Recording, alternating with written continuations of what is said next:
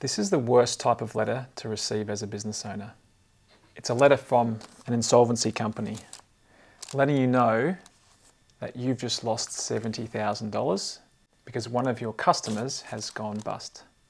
You've sweated over the work, you've paid your suppliers, you've paid your employees, and now you've got nothing.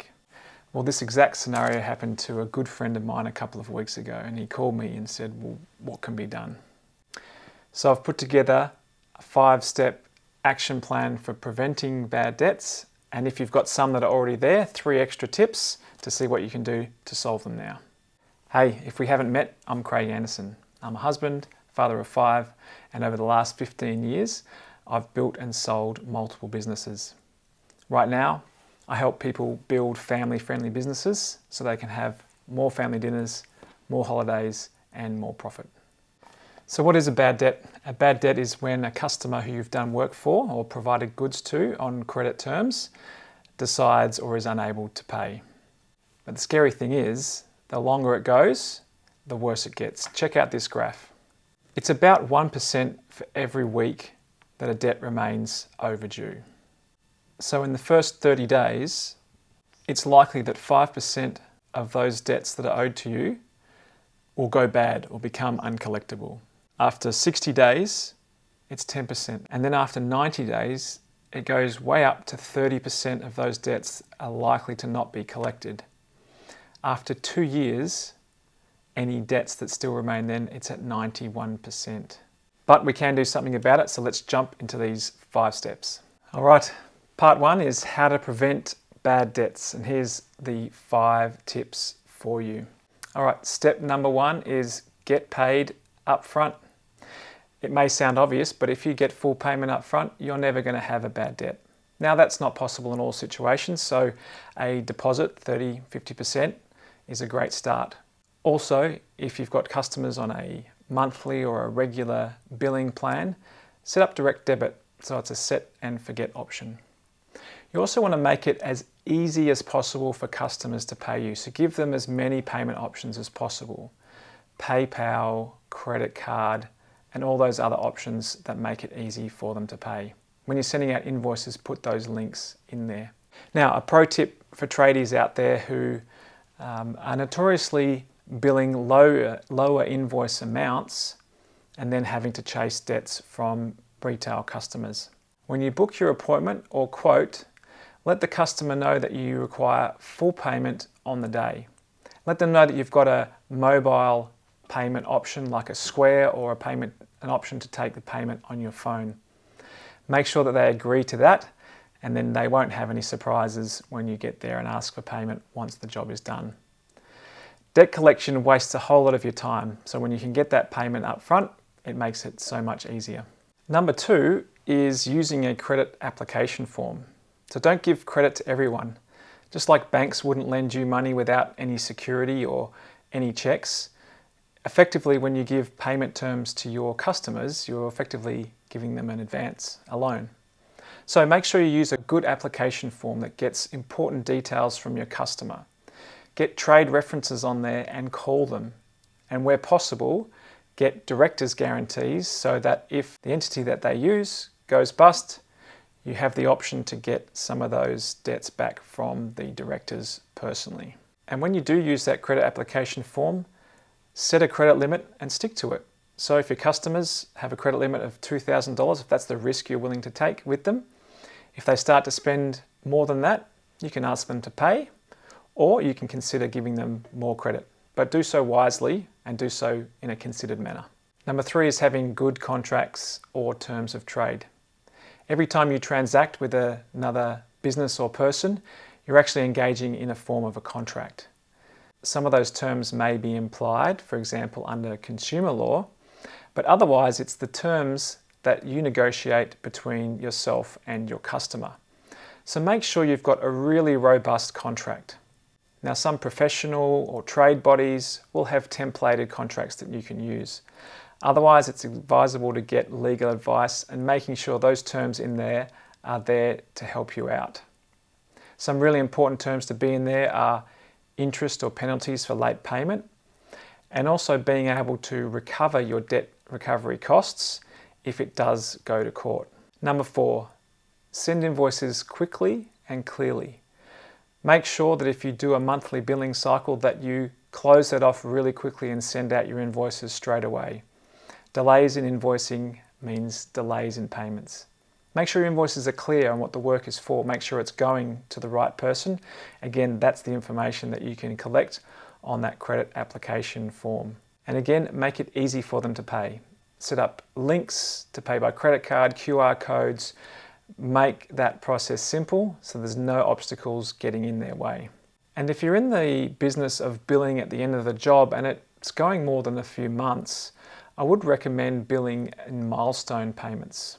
So again, this is part of the terms that you'd set up in your contract, but make sure you can get part payment throughout the job and you're not holding that cash flow all the way to the end. And lastly, number 5 is having a written accounts receivable or debt collection process. This is not something you just want to wing it. There should be, like every other business process, a written process for this on the steps to follow and when to follow them. These steps include a mix of email, automated calls and follow-up to make sure that that debt is going to get paid. There's some great software out there, some simple solutions and more sophisticated ones, I'll link them in the description, that help you work through this debt collection process to make sure your debts don't go bad. And if you are the owner of the business, you should be reviewing this at least on a monthly basis with your accounts receivable person to make sure that nothing is slipping through the cracks. And here's a pro tip that I'd always recommend and used in my processes. 7 days before the invoice is due, get on the phone and call the accounts payable person from that company. Make sure, 1, that they've received the invoice, 2, that they agree with the invoice and there's nothing in there that they want to dispute, and then 3, confirm that it's in their accounts payable process. Find out the date when they make their pay runs and make sure your invoice is in it. This is especially important when dealing with bigger customers who might only make payments once a month.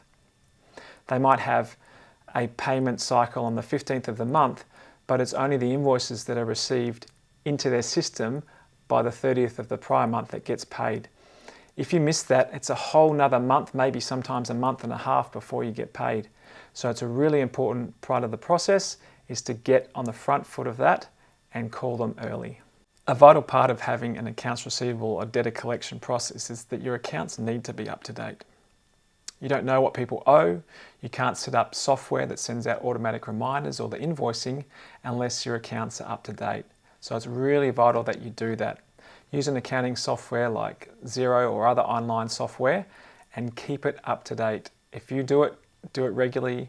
Otherwise, keep on the back of your bookkeeper to keep that up to date.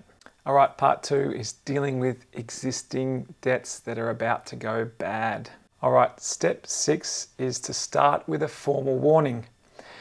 Now, as business owners, we sometimes worry that we're going to alienate our customers if we start any sort of legal type proceedings when it comes to collecting bad debts. But if it's got to this point, you've already spoken to them or contacted them multiple times and they've had many chances to respond to that.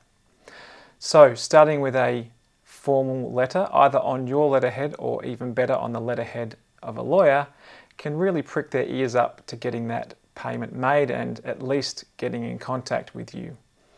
I've found it really helpful in my businesses to use a pre-filled lawyer's letterhead, again, something I've paid for, and sending that out to the clients really gets the ball rolling, especially for the genuine ones that didn't realise it was that late, they'd been too busy, or they hadn't been paying attention. And I found a lot of customers would call and apologise that it had got to this point. So I find this process really helpful. Next, number 7, consider a negotiated settlement. If after the letter you've not had a satisfactory response, you can consider offering a discount to that debt for payment within a certain number of days. For example, payment within 14 days, you'll accept 80% of that debt. Now, you might think, well, why do I want to give away 20% of that debt? Well, legal proceedings, which is the next step, can be very expensive, timely, and painful. In fact, it'll probably cost more than that 20% that you're willing to discount that invoice by. And again, not legal advice, and you should seek it, but if you do that offer on a without prejudice basis, then you still reserve the right to collect the full amount when it comes to legal proceedings if you choose to go down that path. And the last step is step number 8. If all else fails, then you can consider pursuing legal proceedings. You would only want to do this if it's commercially viable. For example, if the debt's $1,000, $2,000, it might not be worth your time and effort.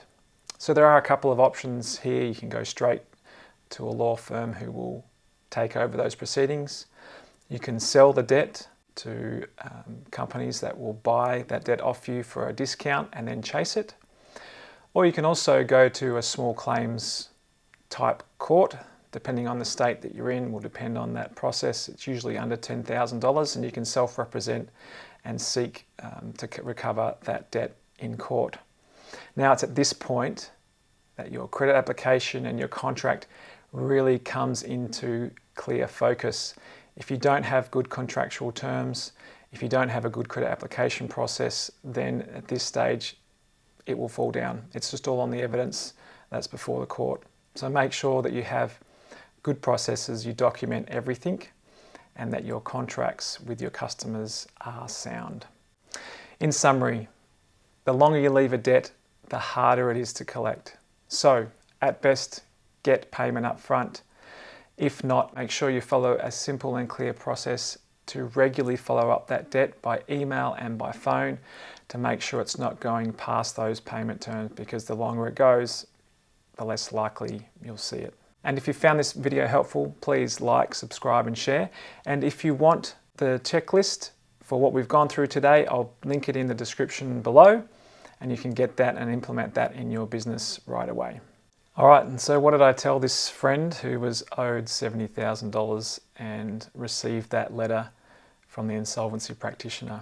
It's going to take months before he might see even a cent of that. The process that happens is that the administrators are appointed, they'll go through the debts of the company, the assets of the company, and then they'll see if they can resolve that either through liquidating those assets or a DOCO, a deed of company arrangement. Those are the most likely outcomes. Then, as he's not a secured creditor, which means he doesn't have any security over any assets directly of that business, he will get what's left over, which is likely to be 5 or 10% of that debt. So at best, $7,000. It's not a pretty picture and it's a long drawn out process, but unfortunately these bad debts happen. But with these tips, you should be able to prevent most, if not all of those issues happening.